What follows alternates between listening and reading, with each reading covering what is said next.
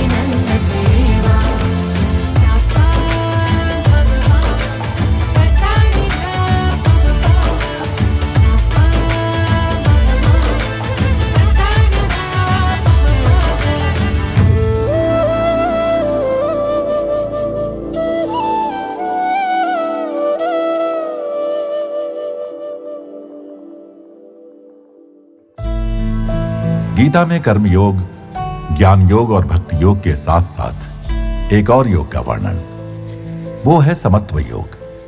भगवान ने कहा समत्वम योग उच्यते, किंतु श्लोक पूरा न पढ़ने से यह समझ में नहीं आता कि यह योग कैसे हुआ।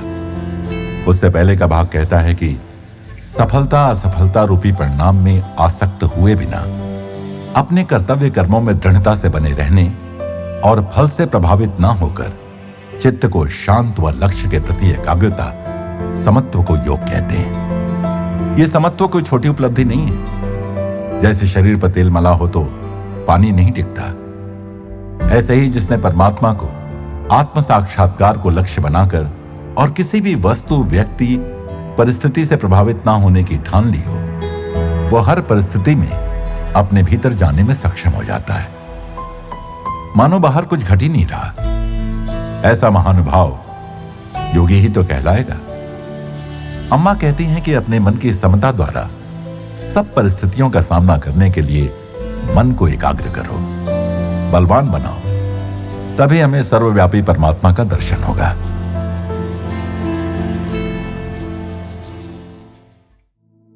प्रेम स्वरूपी आत्म स्वरूपी सभी को नमस्कार। പക്ഷിപ്പല പറക്കാനും മത്സ്യത്തെ പോലെ നീന്താനും പഠിച്ച് മനുഷ്യപ്പല നടക്കാൻ ജീവിക്കാൻ നമ്മൾ മറന്നു പോയിരിക്കുന്നു। विपत्तियां लोगों को मजबूत बनाती हैं। मजबूत लोग अच्छे समय का और अच्छा समय दुर्बल लोगों को बनाता है। एक बहुत बड़े नामी गिरामी सफल बिजनेसमैन से एक बार एक पत्रकार ने पूछा, आप क्या सोचते हैं आपके नाती पोते आप जितने ही सफल होंगे? बिजनेसमैन मुस्कुराकर बोला, मैं अपने ऑफिस पैदल चलकर जाता था, मेरा बेटा स्कूटर पर जाता था, अब मेरा पोता बेंज कार में जाता है, पर पोते को शायद पैदल ही जाना होगा। पत्रकार बोला, पर आप ऐसा क्यों कह रहे हैं? बिजनेसमैन ने कहा, विपत्तियां लोगों को मजबूत बनाती हैं। मजबूत लोग अच्छे समय का और अच्छा समय दुर्बल लोगों का निर्माण करता है। दुर्बल लोग विपदाओं को आमंत्रित करते हैं। ऐसा चक्र है। विपत्तियों से हम महत्वपूर्ण शिक्षाएं सीखते हैं, जैसे जितना आवश्यक हो उतना लें, अति ना करें। साधक लोग ऐसा ही करेंगे। वे आभार प्रकट करेंगे, जो प्राप्ति हो उसके प्रति आभार। इससे एक चेन सी बनती है। एक वृद्ध को हल जोतते देख किसी ने पूछा, दादाजी आप इतने वृद्ध और संपन्न हैं, फिर ये सब क्यों? मेरे पिता ने मेरा जीवन सुखी बनाया।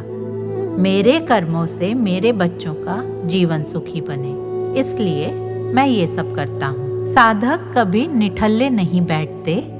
समझदार साधक, उन्होंने जो पाया है उसे जगत को लौटाकर अपना आभार व्यक्त करते हैं। कुछ लोग आकर अम्मा से पूछते हैं, फुल टाइम नौकरी है, आध्यात्मिकता के लिए समय ही नहीं मिलता, क्या करें? अम्मा ने कहा, ऐसा करो, अपनी कमाई का छोटा सा अंश दान हेतु बचा कर रखो। ये नहीं कि तुम पैसे दो ही, सहायता भी परखने के बाद ही करो। करुणा में भी ज्ञान चाहिए, वरना अधर्म करने का आकर्षण हो सकता है। भिखारियों को पैसे दो तो वे उसी पैसे से शराब पीकर गालियां देते हैं। किसी संस्था की सहायता भी करें तो परख कर वो सेवा कार्य इत्यादि करते हैं या नहीं, पहले जांच परख लें। जन्मदिन हो या कोई त्योहार, ऐसे अवसरों पर हमें वृक्ष लगाने चाहिए। रोज थोड़ी देर ध्यान में बैठो, थोड़ी देर ही सही, नहीं तो तुम लक्ष्य को भूल जाओगे। हफ्ते में कम से कम एक दिन कोशिश करो कि स्थिति पड़ने पर भी किसी पर क्रोध न करो, किया तो क्षमा मांगो। इस भाव सहित आगे बढ़ोगे तो एक अवस्था ऐसी आएगी, ब्रह्मात्मैक्य की ओर तुम्हारा हृदय पुष्प खिल उठेगा। अम्मा जानती हैं कि कामकाजी लोगों को साधना के लिए उतना समय नहीं मिलता। ये कर्म गहरे समुद्र में ऑक्सीजन सिलेंडर जैसे हैं। इस सिलेंडर से उन्हें साहस और गहरे उतरने हेतु शक्ति मिलती है। परमात्मा रूपी ऑक्सीजन को कभी ना छोड़ें। इससे गहरे उतरने, निर्भयता से आगे बढ़ने, आत्मा पर एकाग्रचित रहने में सहायता मिलेगी। तुम्हारे कार्य का एक अंश किसी की सहायता करेगा। तुम्हारे करुणा भरे शब्द सांत्वना देंगे। ध्यानाभ्यास तुम्हें शांति एवं आध्यात्मिक प्रगति प्रदान करेगा और तुम अच्छे मनुष्य बनोगे। पंछी जैसे उड़ना और मछली जैसे तैरना सीखकर हम अपनी चाल भूल गए। विपत्ति आने के बाद ही हम सतर्क होते हैं। अक्सर धनवान माँ बाप के बच्चे महंगी कारों में जाते हैं और महंगे फोन प्रयोग करते हैं। अम्मा का एक भक्त पप्पन जब बैंक मैनेजर था तो एक भक्त का बेटा लोन लेने गया। बैंक के दूसरे मैनेजर ने इनकार कर दिया। चूंकि अम्मा का भक्त था इसलिए पप्पन को वो बहुत पसंद था, पर दूसरे ने मना कर दिया। पप्पन भी मैनेजर था, पर कारण पूछने पर दूसरे ने बताया वो महंगे डिजाइनर कपड़े, जूते और चश्मा पहनता है, ये बिजनेस में आगे नहीं जाएगा, लोन देकर भूल जाओ बस। और वही हुआ। उसे लोन दिलवाया क्योंकि उससे प्रेम था। उसने बिजनेस शुरू किया, ऐश करता रहा और घाटा हो गया। जो आडंबर प्रेमी होगा वो कभी बिजनेस पर ध्यान नहीं देगा। जब युवक नई नई ड्राइविंग करने लगते हैं तो धीरे नहीं, भयंकर स्पीड में करते हैं। कितना भी कहो, उसी में थ्रिल है। फिर कहीं ठोकते हैं तो सीखते हैं। ठोकर लगेगी तो अनुभव सब सिखा देगा। तो विपत्ति सावधानी एवं सतर्कता अपने साथ लेकर आती है।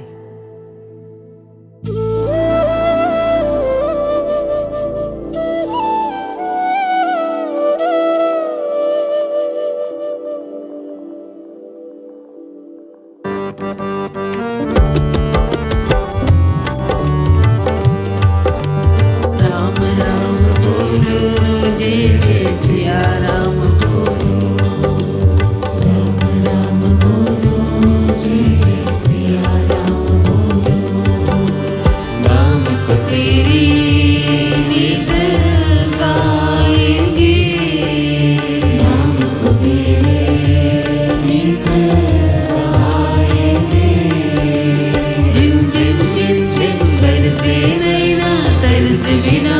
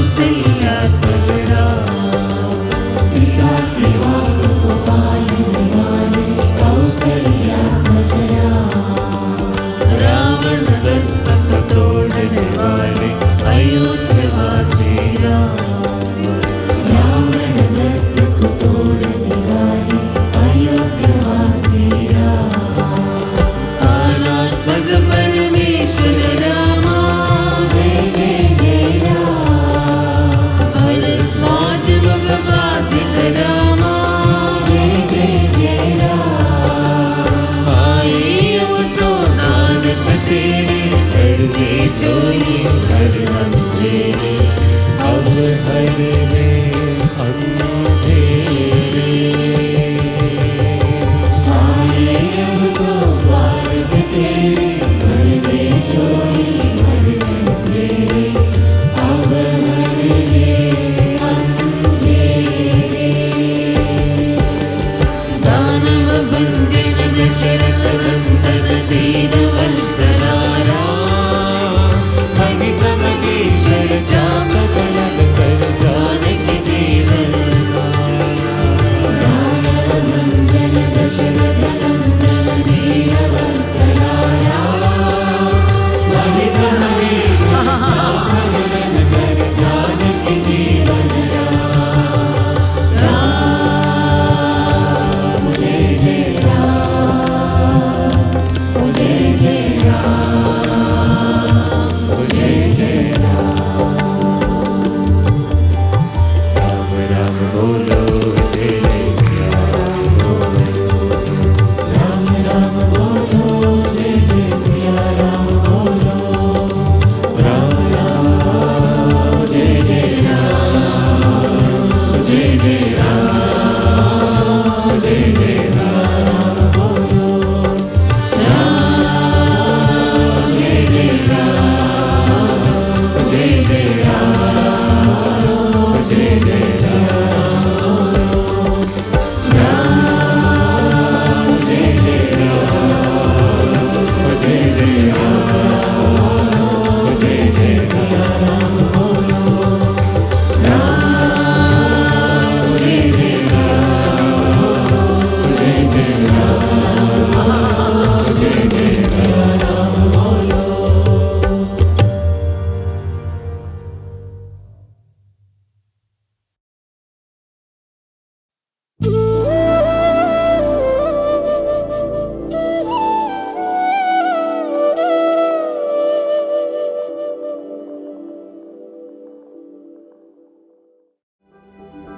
टोरंटो इतिहास और आधुनिकता का अनोखा मिश्रण है। टोरंटो की गगनचुंबी इमारतों का प्रतिनिधित्व करती है यहाँ की ऐतिहासिक सीएन टावर, जो 1800 फुट लंबी है। यहाँ से पूरे नगर का विलक्षण दृश्य और कनाडा का प्राकृतिक सौंदर्य देखने को मिलता है। टोरंटो का तटीय भाग, द्वीप और शहरी जीवन मिलकर दृश्य को दर्शनीय बना देते हैं। केंसिंगटन मार्केट और लिटिल इटली जैसे विविध आस पड़ोस शहर की सांस्कृतिक प्रचुरता में योगदान तो देते ही हैं, साथ ही टोरंटो को स्थानीय निवासियों तथा सैलानियों के लिए सम्मोहक दर्शनीय स्थल बनाते हैं।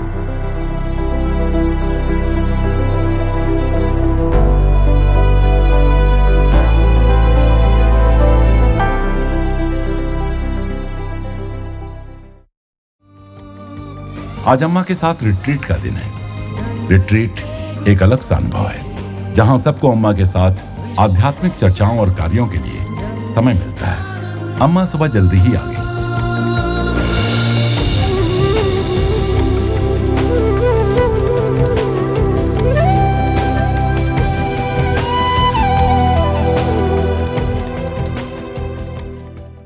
अम्मा का ध्यान हर उम्र और जीवन के सभी क्षेत्रों के लोगों और नौसिखिए से लेकर अभ्यासी तक सबके लिए उपयुक्त है। अम्मा का सीधा सरल किंतु सशक्त ध्यानाभ्यास उनके बच्चों को बाह्य जगत के शोरगुल से भीतरी जगत के मौन की ओर ले जाने में मार्गदर्शन करता है।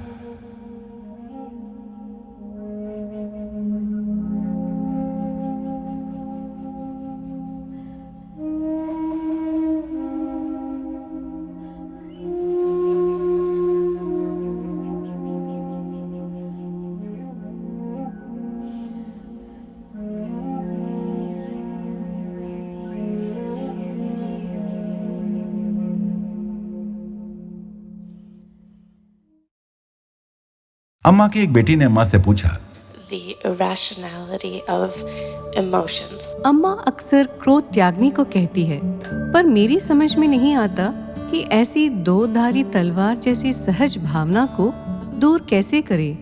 दुख देने वालों को हम माफ कैसे कर सकते हैं? मुझे ये बात अनुपयोगी सी लगती है। जब मैं गुस्से में होती हूँ तो मैं अम्मा के बताए साधनों को लागू नहीं कर पाती। उत्तर देते हुए अम्मा ने कहा, ഒരു അമ്മയുടെ കുഞ്ഞ് എത്രയോ പ്രാവശ്യം തള്ളെ അടിക്കുന്നുണ്ട്, തന്തയെ അടിക്കുന്നുണ്ട്. हमने छोटे छोटे बच्चों को माताओं से मारपीट करते देखा है, पर माँ धैर्य के साथ बच्चे को क्षमा कर देती है। जानती है कि बच्चा अज्ञानी है, हठी है। इसी प्रकार हमें दूसरों के दुखदायी कर्मों के पीछे अज्ञान का हाथ देखना चाहिए, किंतु किन्हीं स्थितियों में प्रतिक्रिया भी करनी पड़ती है। यदि कोई पुरुष किसी महिला के साथ दुर्व्यवहार करता है तो क्या हम चुप बैठे रहें? नहीं, धर्म का तात्पर्य है अधर्म की ओर उंगली उठाना। यदि कोई मानसिक रूप से अस्वस्थ व्यक्ति हम पर चिल्लाए तो हम उसकी हालत समझते हैं और चल देते हैं। कौवा हमारे कपड़ों पर विष्ठा कर दे तो कौवे पर गुस्सा करने से क्या फायदा, क्योंकि वो बेचारा क्या जाने। अपने कपड़े धोने की ही तरह हमें कुछ यादों को भी भुलाकर क्षमा करके आगे बढ़ जाना चाहिए। अपने मन को पुरानी शिकवे शिकायतों और दुखों से बोझिल करके रखना हाथ गाड़ी को टूटने की सीमा तक लादने जैसा होगा। इन विचारों में उलझे रहने से हमारी जीवन में आगे बढ़ने की क्षमता घट जाती है। इसीलिए अम्मा एक गलती का उत्तर दूसरी गलती से देने के विरुद्ध उपदेश देती है। इसकी बजाय हम लोगों को अपने उत्थान की कोशिश करनी चाहिए। कई बार प्रयास करने के बाद एक बार भी सफल होना प्रगति कहलाएगा। अम्मा ने फिर एक सुंदर सा कन्नड़ भजन गाया और उनके बच्चों ने उस पर नृत्य किया। बंदालो बंदालो दयेश्वरी कारुण्य रूपिणी ಎಲ್ಲರನ್ನು ತಪ್ಪಿಕೊಳ್ಳಲು ತಪ್ಪಿಕೊಂಡು ಮುತ್ತನಿಡಲು ಎಲ್ಲರನ್ನು ಅನುಗ್ರಹಿಸಲು ಅನುಗ್ರಹಿಸಿ ವರ ನೀಡಲು ಬಂದಾಳೋ ಕಾರುಣ್ಯ ರೂಪದಿ ಬಂದಾಳೋ ಬಂದಾಳೋ ಬಂದಾಳೋ ಬಂದಾಳೋ ಬಂದಾಳೋ ಬಂದಾಳೋ ದಯೇಶ್ವರಿ ಕಾರುಣ್ಯ ರೂಪದಿ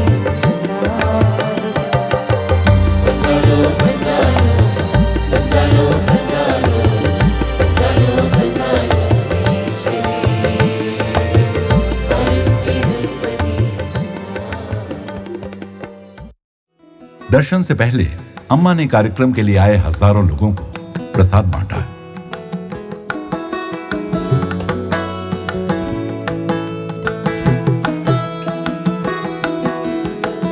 अम्मा ने छोटे बच्चों को पापड़ बांटे।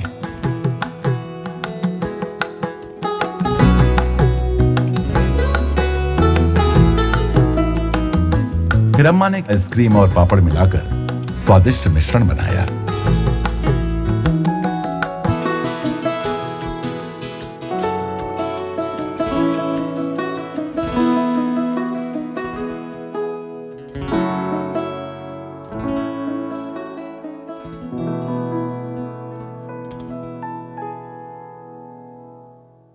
अम्मा के दर्शन गीत में खो जाने जैसे हैं, मानो जगत में कहीं कुछ नहीं हो रहा, बस अम्मा की बाहों में सिमटे रहने की शुद्ध भावना, शुद्ध अनुभव। अम्मा के बच्चे अपनी शारीरिक बीमारियों या सीमितताओं, लाज, शर्म, कष्टों को भुलाकर अम्मा की शांति के बुलबुले में खो जाते हैं। प्रेम हर एक धर्म का सार है,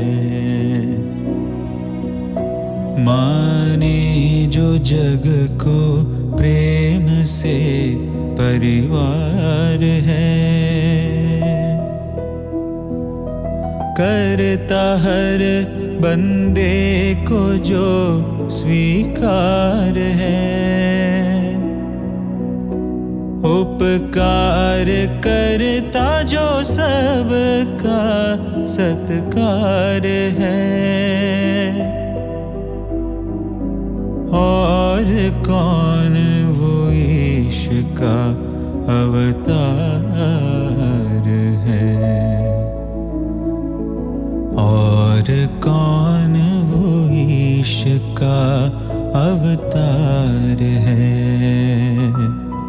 मनवा प्रेम कर कर सब से तो प्यार, स्वर्ग बन जाए संसार, स्वर्ग बन जाए संसार। कल अम्मा के साथ एक और खुशियों भरा दिन होगा।